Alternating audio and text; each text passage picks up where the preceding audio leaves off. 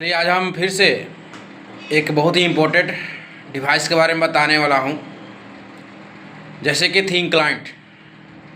ये think client क्या होता है? ये थिंक क्लाइंट जो है, एक समझा जाए तो एक छोटा सा एक सीपीयू होता है जो सर्वर के द्वारा चलाया जाता है और उसके ज़रिए जो है हम लोग डेटा का काम उस पर हम लोग कर सकते हैं।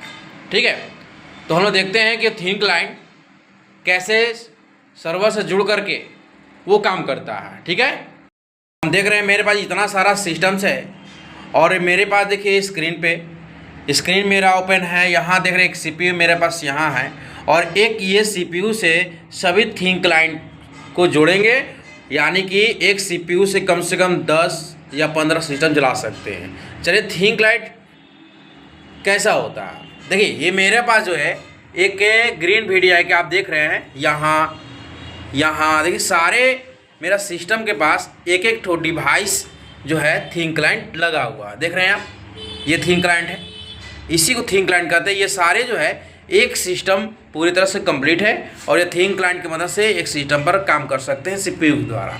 चलिए ये देख रहे हैं आप, ये सभी चीज़ें जो है हमारा ये सभी डिवाइस एक सीपीयू से जुड़ा हुआ है। ठीक है, तो हम लोग चलते हैं इसको सर्वर से हम लोग जुड़ेंगे कैसे। ठीक है, तो आगे चलते हैं इस वीडियो में। ठीक है, एक और चीज़ बताना चाहते हैं कि ध्यान रहे कि ये सभी को थिंक क्लाइंट को एक सर्वर से जोड़ने के लिए हमारे पास जो है एक लैन स्विच होना चाहिए। ये आप देख रहे हैं, ये आपका लैन स्विच है। ये लैन स्विच से जो वायर निकला हुआ है, ये सभी वायर जो है एक केबल से होकर के सारा चीज़ जो है एक एक डिवाइस में सारा लगा हुआ है और इसका एक लैन केबल जो है सीधे आकर के मैं सीपीयू के अंदर यहाँ पे ऐड हो जाएगा। आप देख रहे हैं पीछे में हमने यहाँ पे लगाया है, ये जो केबल है ये हमने लगाया। ठीक है, तो चलते हैं हम लोग इसको कॉन्फ़िगरेशन अब करते हैं। ठीक है, तो आइए हम ग्रीन वीडियो थिंक क्लाइंट का पहले हम लोग ड्राइवर इंस्टॉल करते हैं।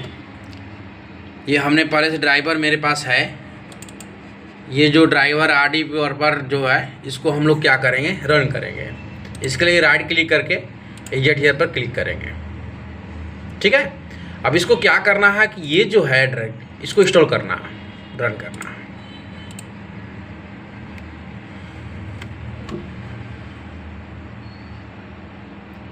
इस प्रकार से इंस्टॉल हो चुका है और ये सभी चीज़ों को जो है इसको क्या करना है, सेलेक्ट करना। सेलेक्ट करने के बाद कॉपी करेंगे। कॉपी करने के बाद हमको C ड्राइव में जा कर के ये प्रोग्राम फाइल्स में जाएंगे। यहाँ RDP पर है, इसमें हमको पेस्ट कर देना होगा सभी चीज़ें। तो हम यहाँ पे सबसे पहले हमारा थिंक क्लाइंट का जो सॉफ्टवेयर है हम अपने सिस्टम में इंस्टॉल कर लिया है। अब हम लोग दूसरा स्टेप हम समझेंगे कि सबसे पहले कि यूज़र बनाना। हमारे पास जितना सिस्टम होगा, जितना थिंक क्लाइंट का डिवाइस होगा, उतना हमको यूज़र बनाना है। चलिए हम लोग यूज़र बनाना सीखते हैं। और यूज़र बनाने के लिए बहुत सारा ऑप्शन है, या कंट्रोल पैनल से भी बना सकते हैं या आप कंप्यूटर से भी बना सकते हैं। तो चलिए हम कंप्यूटर से बनाते हैं, मैनेज करते हैं। यहाँ से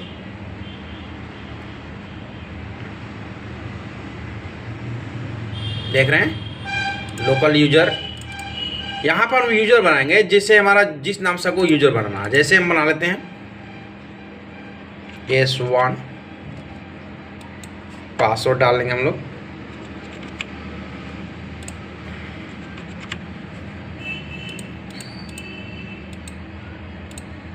जितना सिस्टम होगा उतना हम लोग को यूज़र बनाना होगा। ठीक है, ये ध्यान रखना है। सेम पासवर्ड भी होना चाहिए दोनों में। 2 यूज़र हो गया।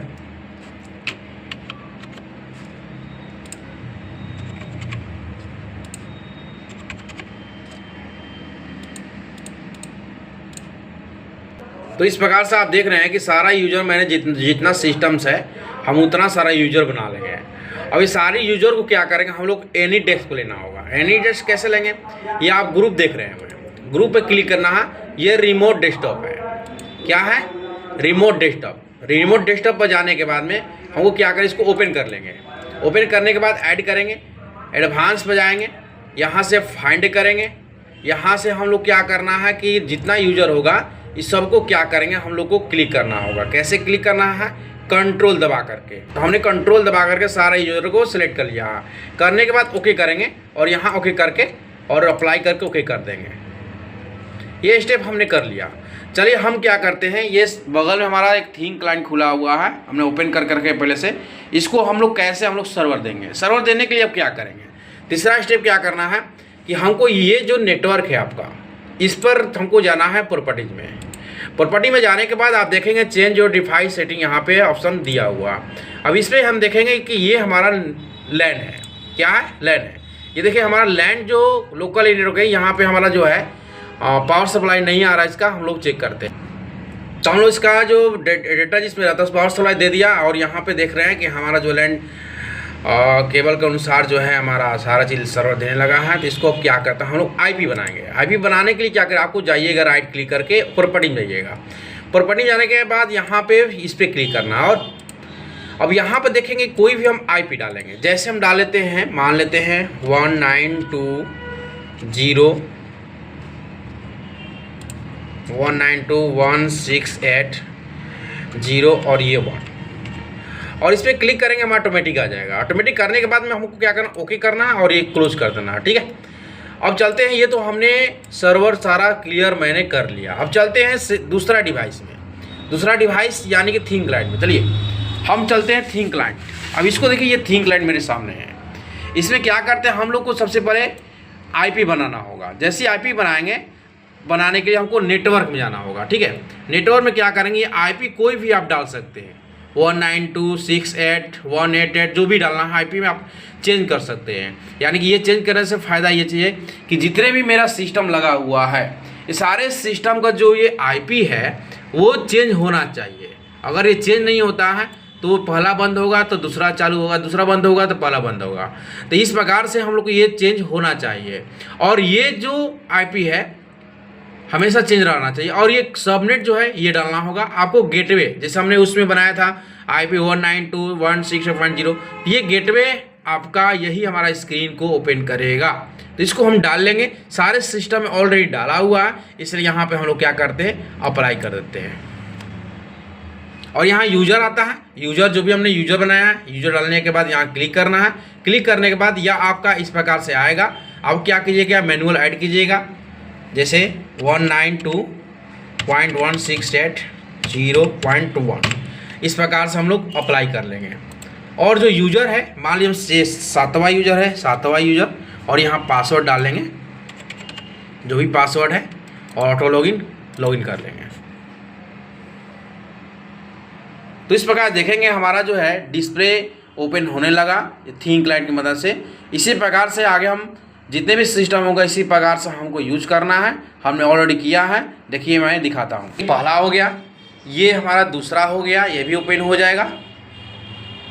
ठीक है, ये हमारा तीसरा हो जाएगा। ठीक, ये हमारा चौथा हो जाएगा, ये पाँचवा हो जाएगा, ये छठवां हो जाएगा और ये सातवां हो जाएगा। ठीक है, ये ओपन नहीं हो रहा है क्योंकि पासवर्ड में चेंज किया है।